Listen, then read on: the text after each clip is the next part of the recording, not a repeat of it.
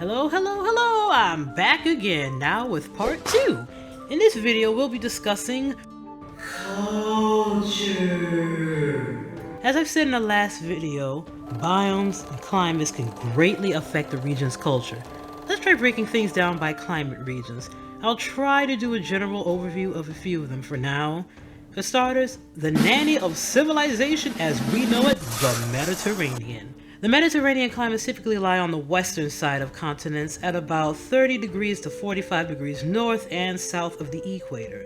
It's often connected to high pressure belts called anticyclones, which keep skies clear by lowering surrounding air. The climate can be pretty unstable at times with uneven rainfall, stray sunny days in winter, bouncing yearly temperatures, and flat-out droughts and even wildfires. Luckily, plants here are built to survive this wishy-washy jankiness. The plants, typically shrubs, woodland, and forests, survive the droughts and rainy winters by being annual producers. They're seeded, grow up, reproduce, and die all in the span of 1 year. If that sounds like a perfect setup for some farming, you ain't the only one. Some of the OG Mediterranean cultures like ancient Greece and Mesopotamia thought the same, and boy howdy they got to it. They started growing stuff like figs, grapes, dates, onions, spices, herbs, pomegranates, apples, pears, legumes, various rices, and most important of all, grains. Cereals. Wheat, barley, of all the foods man can grow, cereals and grains are arguably the most influential in building a civilization. Why? It's simple. Back when people were hunter-gatherers, they had to live mostly nomadic lives, chasing after their prey or alienating between different camps for different reasons. It's not a completely stable system and have many variables where things can go wrong. So, people started playing around with domestication, and not just of animals, but plants, starting with wild grasses. Grasses are one of the easiest things to gather and grow much quicker than, say, a fruit. Way hardier and easier to pull when not needed.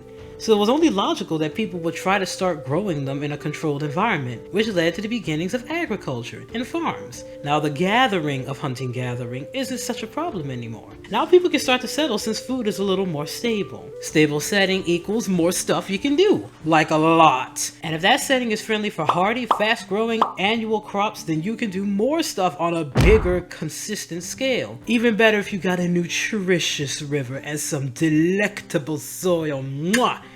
So, Mediterranean equals super crazy good farmland. Back on Mittalterland, the Mediterranean zone will be predominantly here and some other places on the west side of the land for the most part. On the mainland, on this tip here, they actually got a little fertile crescent thing going on, flooding the area with water and nutrients from the sea, creating rich soil, in addition to rivers that do the same thing. There's mountains on the very westernmost coast, but they're so low that there's no serious rain shadow to be concerned with, but may still offer protection from invasions on that side. On the east there's higher mountain chain, but they're really thin and aren't that long and have gaps where the warm current can blow through. They're very odd. In this bay over here, things are lusher as the nice warm current curves around it, which makes things even better. So any people who live here have quite a geological advantage when it comes to sustaining themselves and any animals they may have, which would certainly attract the attention of any political powers looking for a leg up or securing their power. As of now, the Mediterranean area is split into 3 categories: Hügelfelsen, Sicherberg, and Wild. Let's shine the spotlight on Hügelfelsen today. Just a reminder, I am not German. If I botch up these words, please don't attack me. Okay, I'm gonna try it again. Let's shine the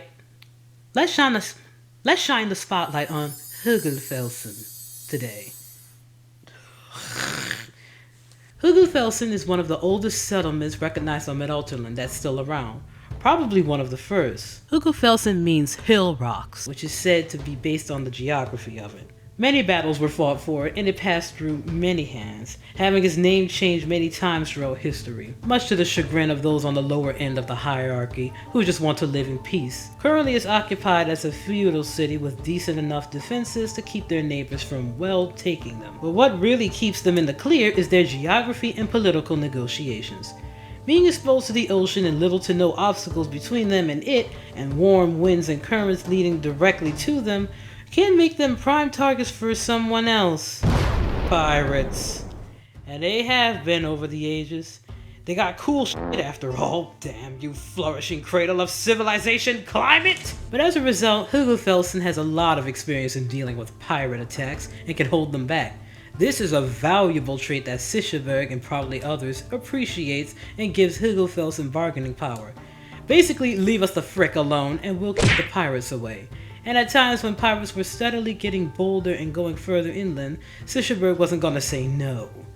Especially when there was a few scares of possible pirate settlements setting up shop. So, Hügelfelsen was allowed to keep their independence, land, with some sacrifices, and benefit from Sishaberg blocking them off from other possible enemies from the east. To keep their relationship positive, they fostered trade of a wide variety of things. Crops, wool, leather, fish, and beer from Hügelfelsen, and soldiers, metals, weapons, and stones from Sishaberg. However, some are suspicious of Hügelfelsen, and have reasons to believe that they've secretly allied with the pirates after all. Doesn't help that the comparatively warmer climate results in darker skin that's awfully close to the pirates, causing a belief that they themselves may actually be part pirate. After having their land fought over like the last fried chicken leg at a cookout by both kingdoms and pirates, Hügelfelsenans are a very guarded people and defensive of their resources. When doing business with others, they like to be very thorough, see things for themselves, and keep numerous failsafes to ensure they don't get screwed over. As a result, trade and such can be a pain in the neck to manage despite the obvious benefits. They also don't take threats lightly and can come off as a little trigger happy. Paranoia is another thing the Hügelfelsenans are poked at for. They tend to hide things both valuable and valuable around their homes, which are a trove of hiding spots and secret compartments, which only make pirates want to rob them more. Needless to say, Hügelfelsen has a very low tolerance for thievery and any adjacent crimes, all of which have heavy sentences attached to them, including death.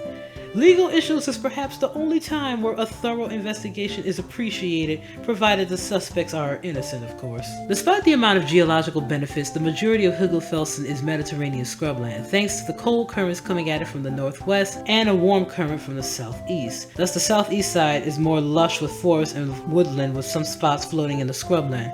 Its real-world equivalent, as far as I can see, would be Greek shrubland called Fergana or a Garrigue.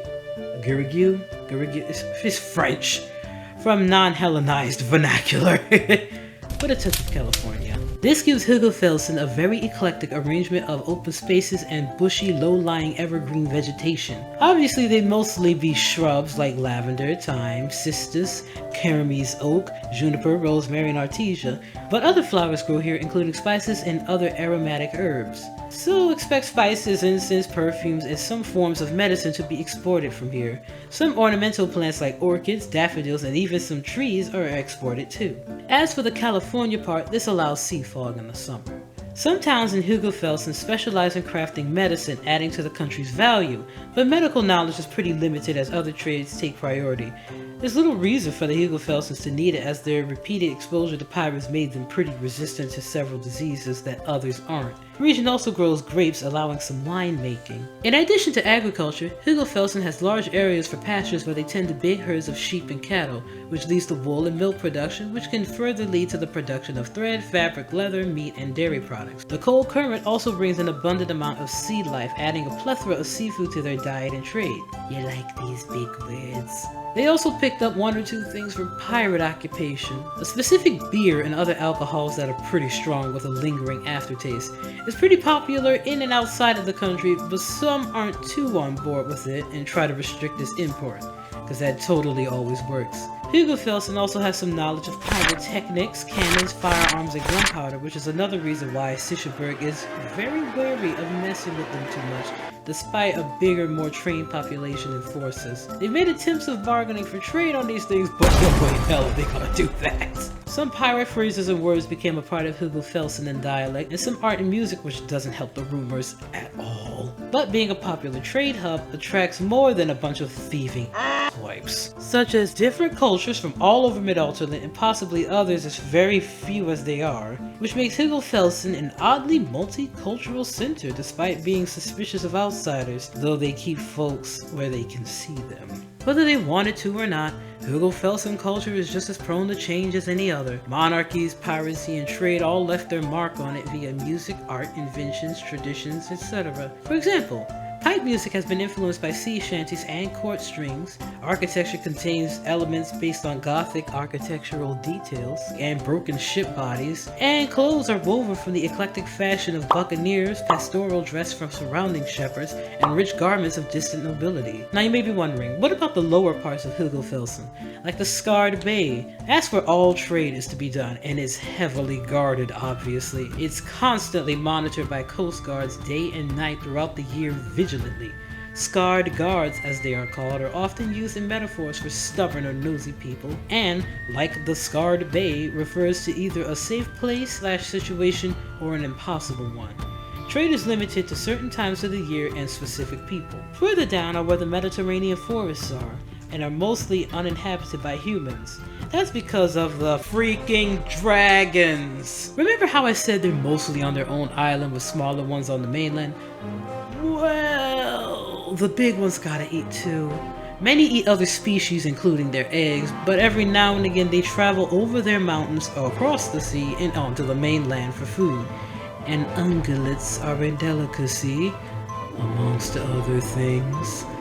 But these attacks aren't all that often, as the bigger a dragon is, the more they'll sleep. Yet the place is mostly desolate save for a brave few who purposefully herd large flocks of sheep and cattle as a preventative measure. It keeps the number of dragons from traveling further into places in Hügelfelsen and Sicherberg, but it's not entirely foolproof. What do these people get in return?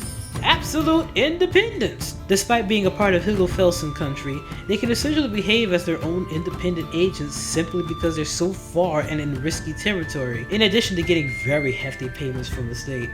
Whether that makes up for all the dragon invasions is another thing entirely. Hügelfelsen has struggled with various forms of government in its long shifting history. It's been ruled by monarchy, as is the custom with knights, plutocracy, oligarchy, democracy, under pirates believe it or not, which eventually led to anarchy, monarchy again, and is currently a constitutional oligarchy, probably.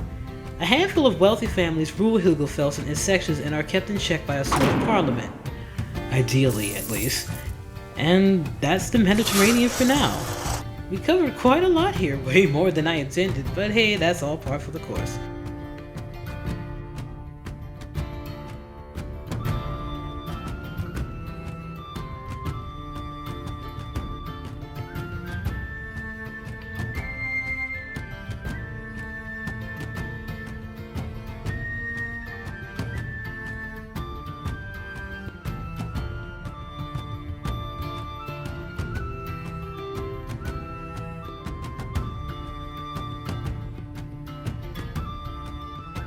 There's other Mediterranean climates on stray islands over here, but they're uninhabited.